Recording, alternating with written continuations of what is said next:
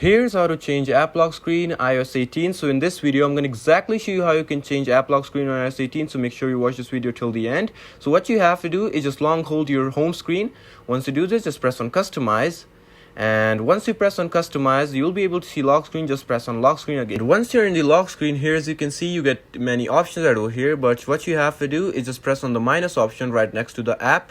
And yeah, I'm just gonna change the both and then press on plus. Once I do this, here as you can see, I get many app options right over here. So I'm just gonna select dark mode for the first one, because we're trying to do something different right over here. So dark mode right over here, and then again for the second one, I'm just gonna find something way more useful, so I could just use it. So yeah, I'm thinking about torch. So let me just find torch here as you can see.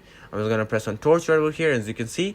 So yeah, that's how you can change app lock screen on iOS 18. So I hope this video helped you all. Leave a like, drop a comment, and subscribe to this channel. Until then, goodbye and peace out.